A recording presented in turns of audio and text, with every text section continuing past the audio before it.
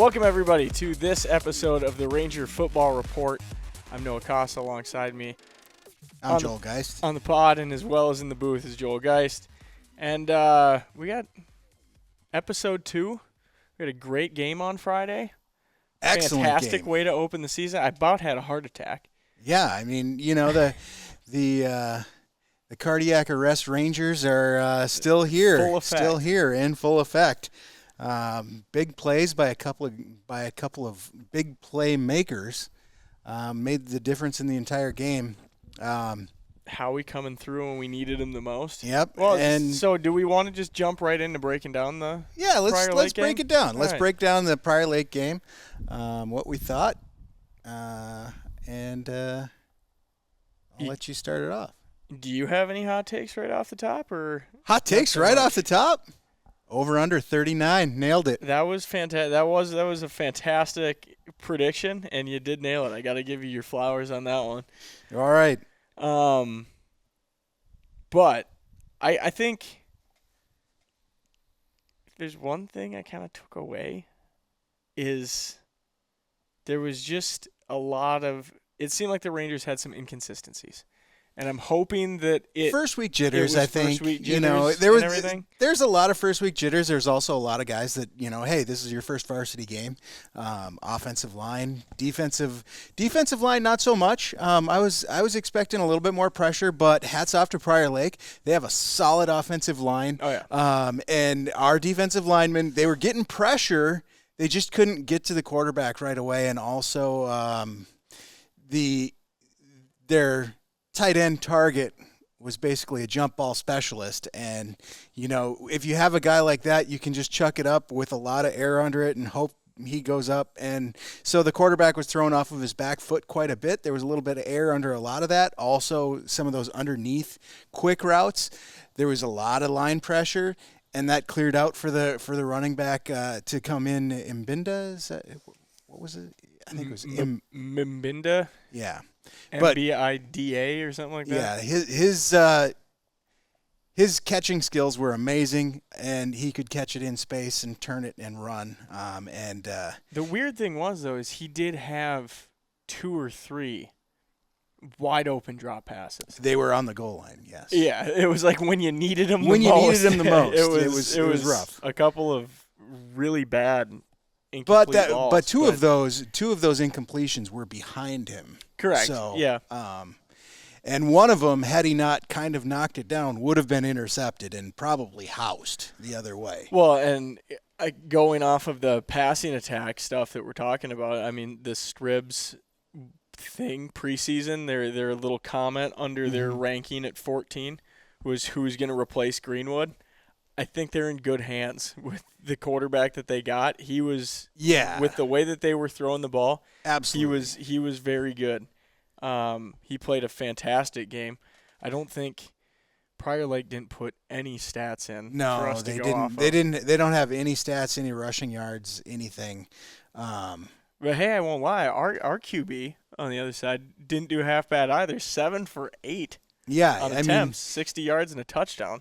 The one thing that I can say is Forest Lake kind of did go through a little bit of super high percentage passing game. Well, and even last year, right? It's very much making it easy for Connor, and that's having a quarterback friendly coach and playbook is huge. Yep, absolutely. And the other thing that the thing that basically turned the entire game was Jurkovich's 60-yard run. Right before halftime. Yeah. They were kind of, what was it? It was 10-3, right? It was 10-3? It was it would have been 10-0.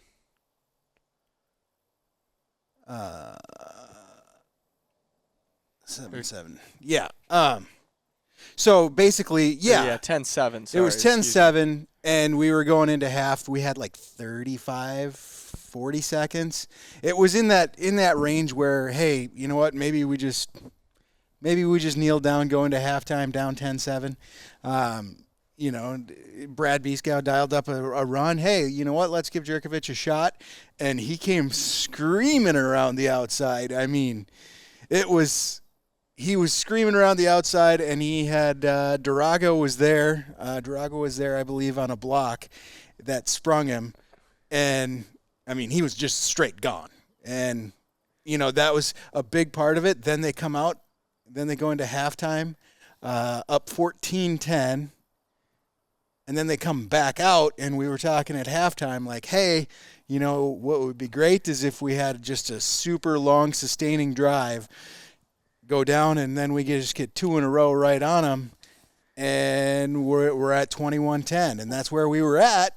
Well, little did we know that would be the only tough part of that whole situation is, I believe, wasn't it?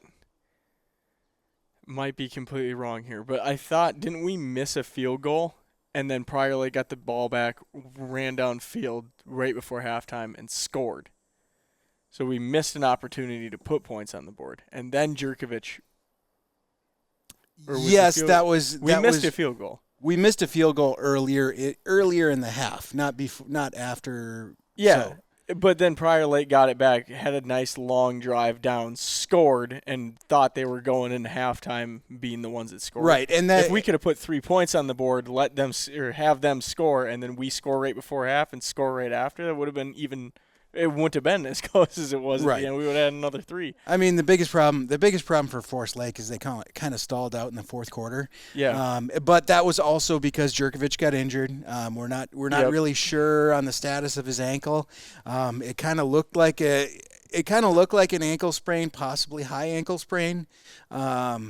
Just because he was still trying to work through it. High ankle sprains are super painful, though. So, but he definitely was limping around, and then he got hit on it again when he came back in. And, losing him out of your starting offense, which we actually went in and had a decent drive again, but then we stalled out, and then I believe, quote me if I'm wrong, but it wasn't that the penalty drive? Yeah. We got it all the way down there, and then at one point it was... Somebody tried to take over the game that wasn't actually in the game. Yeah, 100%. That's all we're going to say on that. But, that's... I think... But the inconsistency, like I was saying, you come out of halftime, and you have one of those drives that you were just unstoppable, 5 yards a pop. Right. And then the next drive, I believe Mac was still in for the He first got injured part. halfway through, and then they finished that long drive with him. So you missed Mac for half of it. Yeah. I was just saying, I was stunned in part of the fourth quarter, being like, we just had a 13-minute drive with these guys, and now we can't stay on the field for longer than 2 minutes. Well, there was the penalties. Yeah.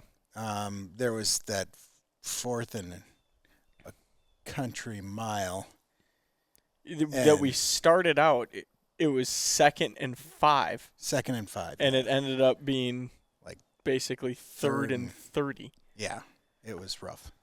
And then, when they needed to, it was 18-21 when they needed it. Mm-hmm. The Forest Lake defense, who did have to get that field goal stop, that was a great goal line stand earlier in the game. And Forest Lake had, once you condense the field, Forest Lake did a great job on a compressed field. I felt more comfortable knowing that Prior Lake had the ball at the 10-yard line than I did when they were on the 30.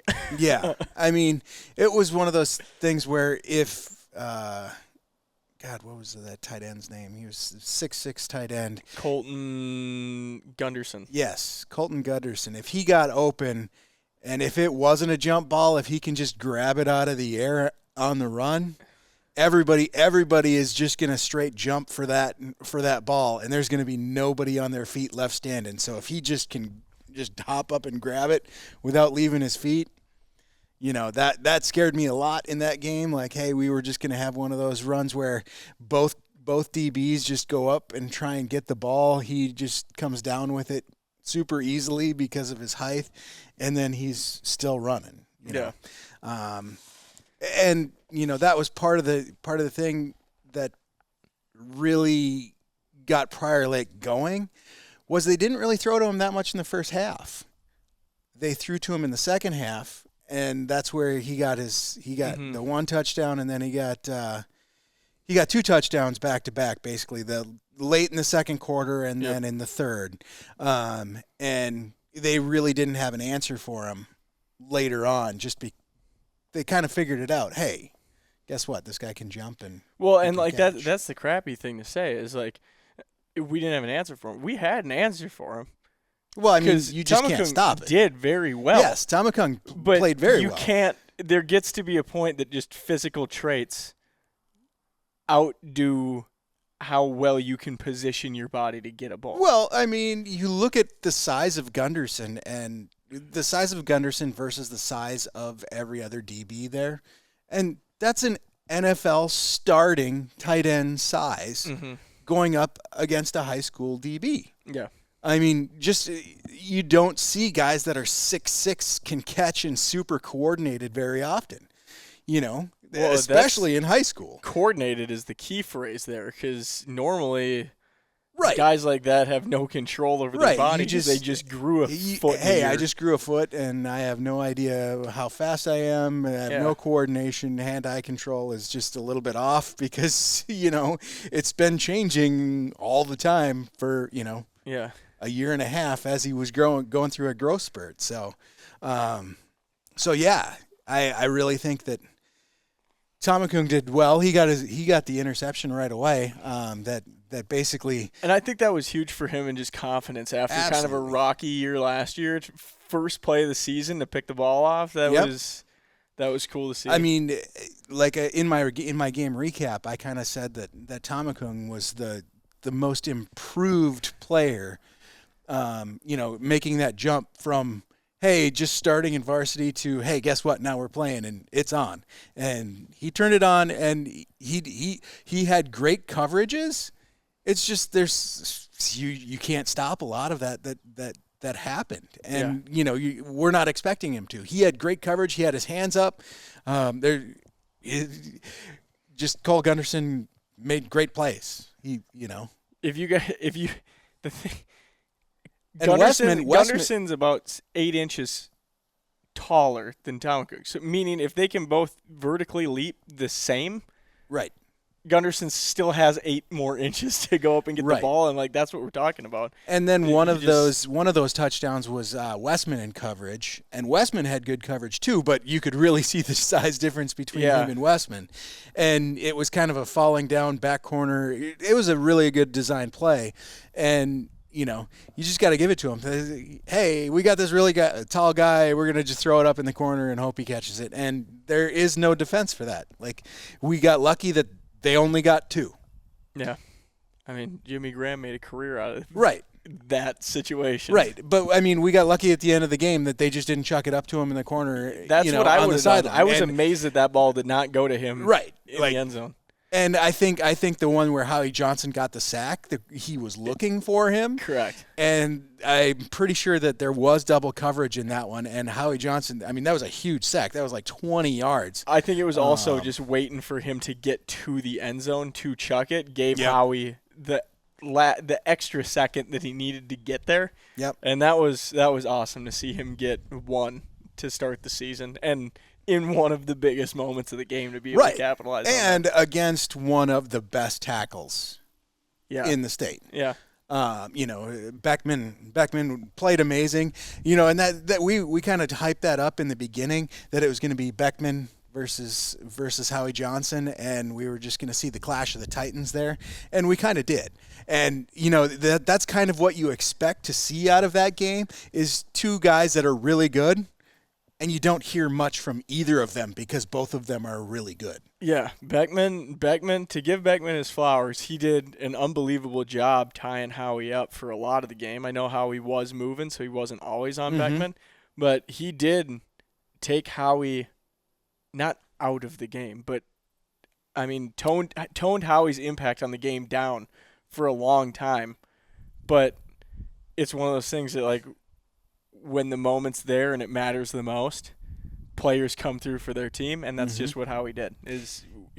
When you needed it, Howie got it done. And I'm gonna throw two other guys in.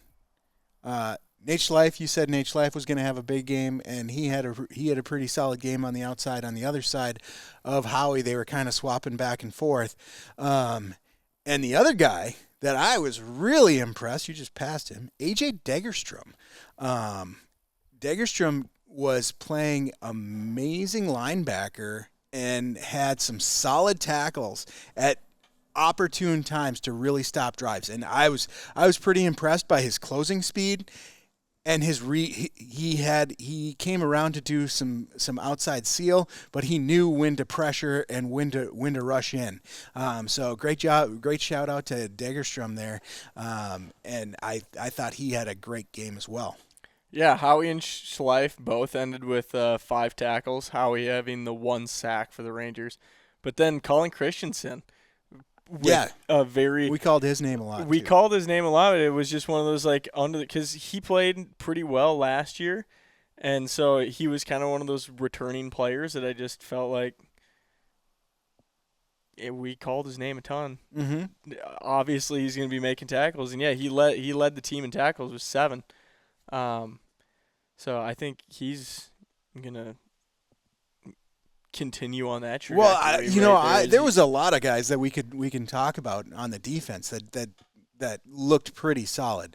Tamakung definitely looked solid, and there was a couple of tackles that was it Nick Loomis, 22. He had 4 tackles. Derek Loomis, excuse me, not Nick Loomis. He also was playing linebacker, stepped up and came up. So I'm, as far as our middle run game, I think with this squad, it's going to be really tough to run on these guys because you kind of have those two linebackers flying around that really know when to step up and how to shed blocks and still get a tackle. Yeah. Well, and if this is any testament to the Rangers defense this year, and how many times have we said the past 4 years a host of Rangers? Right. Like, we got 14 guys on the tackle counter. You can only have 11 on the field, which means the guys rotating in are stepping in and making an impact on the game, getting tackles. I mean, it's and the other thing is like Howie Johnson, this next week coming up against Anoka, this next week is going to be tough for them to do that to Howie Johnson because you don't have a Beckman there that's, I can line up and go one-on-one, maybe get a chip block from a running back, maybe get a chip from a guard. But they're going to have to put 2 and 3 guys on Howie Johnson. That's going to open it up for 2 guys that I was really happy to see stuck around, hung with it. AJ Wiley and Andrew Johnson. Both of those guys played rotational last year. They came in at inside defensive tackle because they run four tackles, so they don't run a straight nose. But inside defensive tackle, both of those guys swapped in and out last year, and really happy to see that those guys looked the part. And AJ Wiley had a couple of pressures in there that looked pretty solid. Looking on to make your point, and Anoka is going to I think have their hands full with Howie and just our defensive line. I mean, you look at the juniors and the seniors because that's most likely who's going to be starting because we don't have the starting rosters yet. But just going off of the size stuff that they have listed, I don't feel very worried about Howie having an impact this week. There ain't a whole lot of. I mean, Dustin Burton. Yeah, he looks like down at 6'2", 315. That's a big boy as a junior. But that's a big kid as a junior. Ooh. There's some decent size, but also smaller than the prior line that Howie just had to go up against. So I kind of did a pull on to next week's game already. Do we want to go over the offense real quick, or did we kind of? I mean, offense. I think the offense looked great. I think figuring out how to stay on the field more consistently. I mean, I feel like our offense was the one that unfortunately had the penalty problem, whether they were valid or invalid, because there were a handful that were in spots and we'd get a false start or something like that. Well, but they also did a great job of getting Prior Lake to jump off sides in a few key spots. So yeah, I think there was 3 first downs by hard count. Yeah. So yeah, Connor Johnson did a great job on hard count there, and that's big. The other big thing, the heavy package is back. Yeah. Howie Johnson, Nate Schleif coming in, short, 3rd and short. So it was Howie Johnson, Nate Schleif, and Durago with Jurkovich behind all of those guys. It was Jurkovich and Connor. Yeah. Because Connor was in the shotgun. That Right. one, Connor got the ball, Jurkovich came up, and Connor had basically 4 lead blockers for him through the left side, went in untouched. Yeah. Basically 5 yards out. So yeah, I think that look in short yardage situations is going to be as close to the tush push as Forest Lake's got this year, with just, we're going to run it right here, and why don't you just try and stop us? Yeah. But I made a call that something else is going to happen out of that package. Yeah, you think Howie's going to score a touchdown this year? I do. I really do. I don't know if it's going to be necessarily out of that package, but I think I could see him subbing Howie in for something like that. I think they're going to run it. He's going to do one of those edge releases, just like a tackle release. Oh, like and the Lions get a style. little dink and dunk. Yeah. I could see it. We know B-Scout likes throwing some tricky. Don't mean to give it away, but sorry, I'm Captain Obvious here. I would comment and bring up the fact that the long ball on that touchdown, you couldn't throw a better ball if you tried, Connor. That ball was dropped in a bucket from that 30 thing out. That was poetry in motion. Yeah, that was a great pass and just dumped it right in, and great concentration to bring it down. Yeah. No, the offense looked really good, except for the 2 drives that they didn't really look all that great. But one of those was plagued with phantom illegal procedure calls. Right. We never really that they never clarification clarified on. what they were, and then a phantom 15-yarder that we had no idea what the actual call was, other than 12 men on the field. Well, yeah, we found out later it was an illegal substitution, and to my knowledge, that shouldn't be 15. I'm unaware of it being that. But we have to do some more looking into that.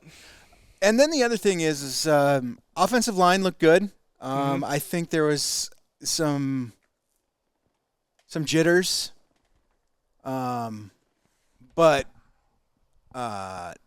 number 77, I can't remember his name, but we got a rally leader, number 77 on Forest Lake. He's the left tackle, which I can't remember his name real quick. I don't have the roster. I'll get the app. He was in there while they were on the drive in the third quarter. He was pumping up the team, and really he got the crowd going. He was up there raising his arms. Logan Speckle. Okay, yeah, he was doing a great job getting everything pumped up and right on bringing that the energy. Bringing the energy on that left tackle side, which is, it's great seeing it out of an offensive lineman. Rarely do you see that. Mac, one a night for him, playing a little over half of the first game of the season. 13 carries, 142 yards, and a touchdown. Averaged 10.9 yards a carry. And probably about 5 of those carries were while he was injured and definitely favoring an ankle. He had about 2 or 3 15-yard runs that he ripped off. Even looked perfectly fine during the play. Yeah. And then that's kind of how that goes, though. Exactly. The adrenaline's running, and Mac's also the one that would just run through the pain, and then you could tell he was hurting after the runs. But he, like we talked about, wrestling kids and everything, you're gonna have to physically remove them from the field to get them to come off. So all right. So we want to move on to the preview? Well, to close out last week, we can run through some scores for 6A, the top 25 teams. Lakeville North and Blaine. Blaine won that one 21-14. Coon Rapids and Osseo. Osseo took Coon Rapids to the cleaners 36-0. Rosemount and Centennial. Centennial wins 21-14. Shakopee all over Egan 41-0. Minnetonka over Eastridge 41-0. Woodbury over Roseville 23-0. Maple Grove and Stillwater a little bit closer, but still not as close as I thought it was going to be. But you have Maple Grove, one of the, Yeah, Maple Grove's a powerhouse. Powerhouses. Moorhead showing up and taking on Rogers. I believe those are both. I'd have to double check Rogers, but I believe they're both new to 6A this year. Rogers is new to 6A. So we really haven't seen how they stack up against actual 6A competition, but my guess is it won't be too different. Forest Lake, you obviously know the outcome of that one over Prior Lake, 21-18, getting that Prior Lake monkey off their back with losing the 2 prior years. And what we were talking about is that one is a rivalry game. It's the newest rivalry. It is the newest rivalry. These teams genuinely don't like each other. What was it, the third play we already had shoving that got broken up? Yeah, I believe there was 2 personal fouls called. 2 personal fouls, a couple of forearms thrown, and some extracurriculars holding guys down after the play. So, these teams genuinely don't like each other. Forest Lake and Prior Lake, really the only 2 teams to play each other this week that was a fairly close game. Eastview and Farmington was a little bit closer, 35-28, Farmington over Eastview. But a lot of the games this week, Hopkins getting beat by Edina 49-21. Well, Andover had a great test there. That Andover game was a great test for Andover because they have just moved up to 6A. Yeah, and beating Wayzata 44-20. Right. Message received. Yes. Message received. Andover is here. White Bear over Park 28-14, and then Champlin Park over STMA 21-12. The one that I left out, we'll go back up to, is our next opponent, Anoka against Eden Prairie, and Eden Prairie hung 49 on them. 49-21 is your final. So Anoka, kind of like my prediction that I had last week, said Eden Prairie I think was going to give them a hard time for the first game of the season, and Forest Lake is going to give them a harder time on Friday. Well, this week. I really think that if you look at the stat sheet, and I didn't, if you look at the stat sheet there, Anoka had 300 yards passing, and I believe they had like a 70-something completion percentage. But I'm not sure at what point of the game that was in. Were they behind by 3 touchdowns already? And hey, guess what? Now you're, Well, I thought it was less than that for some reason. The Star Trib doesn't have the scoring by quarter updated properly. Okay. So, you can't tell if that was a lot of that garbage time where they already down by 3 scores and they were just kind of in the prevent sitting back. You never know. And as far as the stats look really good. The stats look like it should have been a close game. I'd say for the amount of carries they had, a few more rushing yards probably would do them well, but But if you look at Yeah. the passing stats, Yeah, like, 21 for 31, 307 and 2 touchdowns, 1 pick for Blake Sieben. That's nothing to turn your nose up at. But right. yes, again, like you said, not having it throughout the game, not knowing exactly where they were, because I doubt that the two teams together scored 70 points in the fourth quarter. Right.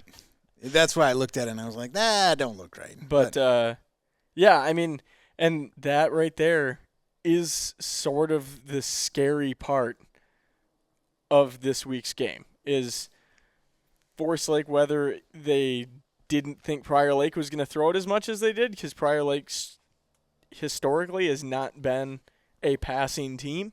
Mm-hmm. I know that 2 of the touchdowns were to like we talked about, a tight end that had freakish size, but that the crossing routes for Prior Lake last week were a liability to the defense. And if Anoka, that is a traditional passing team, is going to run that same scheme, boy, our secondary better get some extra film time in this week, and we better have a good game plan for that, because going off of the stats for last week, they are effective throwing the ball. They are effective throwing the ball. However, like we said, we're unsure of their offensive line. I don't know about Eden Prairie's defensive line, if theirs is looking similar to ours as far as size, and I mean, you're not going to be similar to Howie Johnson. No, there's just not another player. There's just not another player in the conference, even in the state, probably that's going to be Howie and Schleif. Hopefully they just have their way with that offensive line and are setting up shop in the backfield early and often. Well, and not only that, but A.J. Wiley and Andrew Johnson, both of those guys are very capable in the middle. So, like, you really can't shade 2 or 3 guys. One of the coaches was talking of one of the stats about Howie Johnson last year, that he had like a 68% multiple touch rate, and like 40 of those were more than 2. Yeah. So, like, that means that the running back's coming out to chip you, and you get chipped by the right guard along with the left tackle. Or the tight end. Or the tight end. Yeah. So, like, that just means that, like, you're getting that many hands on you. So they are game planning for that. So I definitely expect, those guys that we mentioned earlier in the defensive lineup, AJ Dagerstrom, Colin Christensen. I was about to say, I could see the Rangers cutting Colin loose a little bit this week and letting him blitz into the pass and seeing what kind of havoc they could bring up. I think the way that I would want it to go is sacks by multiple different people on the defensive line or defensive unit this week, blitzing linebackers and not sitting back and playing so much, because again, from what I saw on Friday, unless they were getting caught up at the line and I wasn't seeing anything, part of the reason I feel like we weren't getting so much pressure is because I didn't feel like we were blitzing a whole lot. Right, but we really didn't. So, Forest Lake, it's kind of odd how Forest Lake and the Vikings have kind of mirrored each other the last couple of years, as far as like, hey, we have really good edge rushers, but we have to blitz last year. Last year we had to blitz to get to the quarterback a lot because they were, double and triple teaming Howie a lot. And we really didn't have Andrew Johnson and A.J. Wiley were both young, a little bit inexperienced, and they were just kind of rotating in. And this year, I think it's something where I feel pretty solid with everybody that we have across that defensive line, and I think no, barring all-state players like Beckman, this defensive line with 4, with just rushing 4, is going to get pressure against just about everybody. Yeah. Yeah. Well, and yeah. So, I agree there. I think if that starts working, I wouldn't be opposed to trying to throw one linebacker in there just to, and try and create even more uncertainty in that quarterback's head that I got a second and a half to drop back and figure out where this ball's going. Otherwise, I'm going to have somebody trying to eat my lunch in the backfield. Yeah, and I also think that, you're going to see those things where, maybe those offensive linemen aren't that great at disguising. Like, just when you're in your stance and you got to chip Howie Johnson as a right guard and he's all the way out there, you might cheat a little bit and adjust his stance. And if the linebacker sees that, like, you never know. I don't know if they're good enough to, if maybe their offensive line is not going to give it away. But when you have a game plan like that, and like you get beat on the first time that you do it, you get beat or it's a little hard to get there, they're going to try and cheat the next time that they try and do the same thing. Yeah. So that's one thing as a linebacker that I would definitely be looking for if I was free to roam. Yeah. Obviously if you're in coverage or you got to stay at home if you're going to stay at home. But I really think that twists and stunts with this linebacker crew will be very good this year if we do twists and stunts with linebackers coming in from behind. Schleif was doing an amazing job on outside contain. So, a lot of last year's breakdowns came from Howie Johnson getting too much pressure, and then edge contain fell apart. And this year, I think that's going to be a strong point that we have because Dagerstrom and Loomis kind of showed that they can step up and seal that edge. So let's get into it. What are we thinking about the game? I think like we've talked about, as long as we can not get beat. A big thing that I think our defense did a fantastic job of last week, if I'm going to give them huge credit on something passing coverage-wise, we did it what every defensive coach asks you to not do and not get beat deep. Right. The one time they tried to throw it deep, we picked it off. We were giving them 10 to 5 yards a pop, it seemed like, with those under routes. But then we tightened up down in the red zone and didn't let them score. It looks like their second leading receiver out of last week is Brody Rush. He's listed as a running back on the roster, so they like to throw to him coming out of the backfield a lot. Caden Bann looks like their number one receiver. He had 6 targets and 81 yards. Rush got 7 targets but only got 69 yards. So I think definitely keeping an eye on those two guys is going to be huge. I was trying to look up some size for their other receivers to see if there was anything like a... I don't think you're going to find a Gunderson anywhere else. I don't either. Joshua, he's 6'1", 170. And then, they do have a receiver here, Brody Lakeman.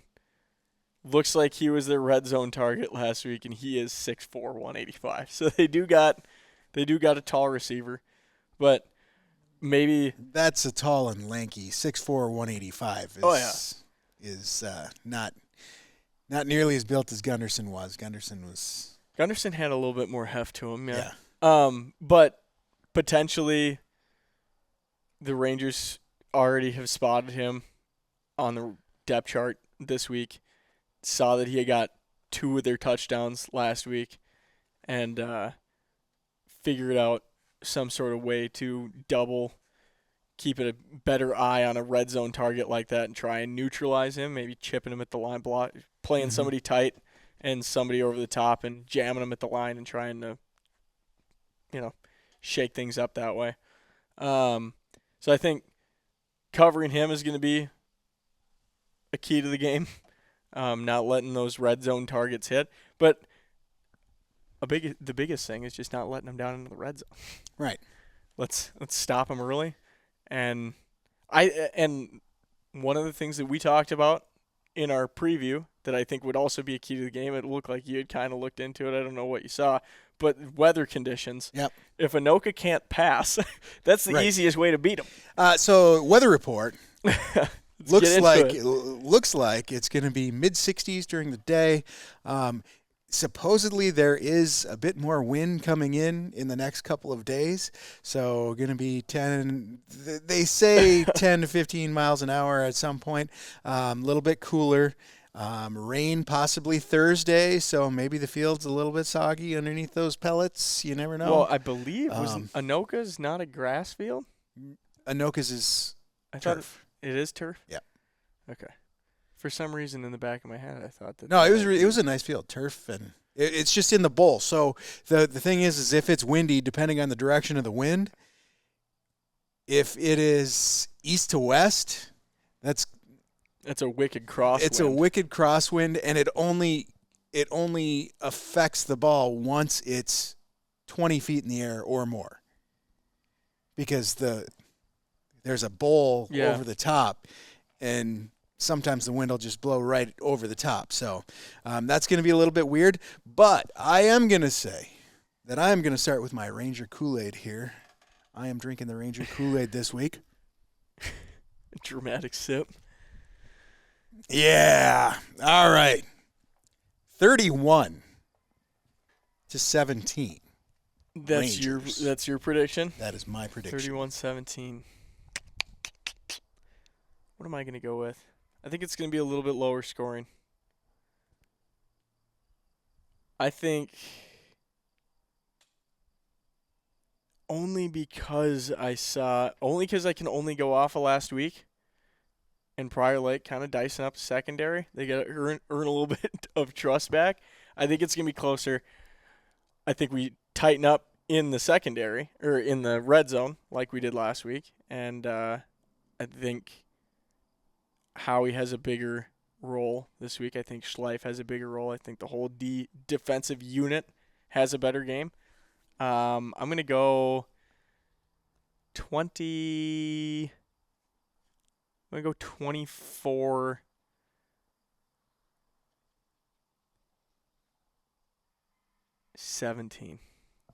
Okay. I think both teams kick a field goal. I think the Rangers win, and I think that they win. It's going to seem close, but not if you actually watch the game, if that makes sense. I think the Rangers will handle business, and it won't be a cardiac arrest moment with 30 seconds left in the game. Yeah, that makes sense. But against a passing offense, I'm going to say that Brad Beeskow puts the pedal to the metal and does not stop scoring if he can score. I think we'll try and score early and often, and big plays will be a thing. I think we're going to counter a little bit of the pass with passing ourselves, and I'm not, without knowing how healthy Mac is, who I'm sure he's fine because he was running fine last week. I'm hoping he's fine, but I do think that Mac will be a big part of the game, but I think they are going to have a game plan to work everybody else in, because the part of the drive where Mac was out, the Force Lake offense was rolling, and I think we're going to see a little bit more of that. Maybe if Mac's injured or still feeling that ankle a little bit, maybe they lean on everybody else a little bit more. If who knows? It's just you never know what we're going to come out with, And I really think that defensive line is going to be key to this game. Just not giving them any time to do anything. I'm looking for the guys to get quite a few sacks, because I think they got a little bit frustrated last week because they couldn't get to Prior Lake in time just because of those quick underneath routes.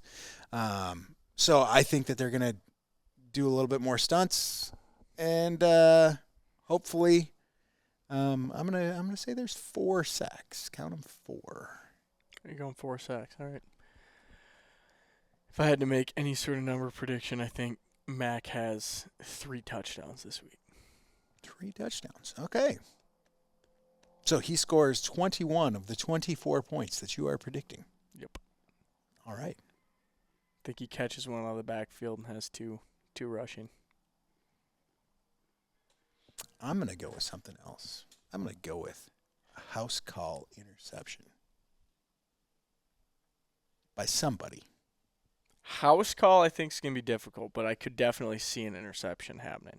House call interception is my call. Bobby might get another one. My specifically house call interception. All right. Well, you got anything else? I got nothing. All right. Well, still no haven't gotten official word on if we're going to be able to go to the game. But by the time this video is posted, we will know. We will know. Maybe Paul posted in the comments. We're gonna make that. We're gonna make that call tomorrow morning. Sounds like. So, we'll talk to you hopefully Friday. Right. If not, we'll talk to you next Thursday when you listen to episode 3. And you know, Anoka in the past has been a great host. They've Absolutely. always been more than gracious, and great stadium. That was one of our first away games that we did video on. It was I believe the first. Yeah, number 1. And that was a great game.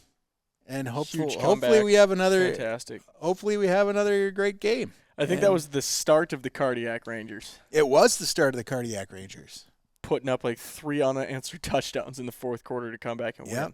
The Cardiac Arrest Rangers. That was the first instance. So. All right, well, this has been the Ranger Football Report. Signing off. I'm Joel Geist. I'm Noah Kasa. Make sure you hit like and subscribe down below. Hit that bell so you can see when this video and every following week's video comes on. Also, when the broadcast is live. Also, make sure you check in prior to the game, because every home game we are going to have some sort of pregame talk. So it's not just going to be breaking into the game, because we always kind of 10 or 15 minutes before the game. We always kind of did this whole thing, and we wanted to do what we were going to think of the game, which we're kind of covering here, but we'd like to do that in the broadcast, and we always got cut off by the action, so we could never finish what we actually started and what we wanted to get about the game off. So tune in early, like and subscribe, click that bell. And that's it for me. That's all I got. Go Rangers. Go Rangers, yeah.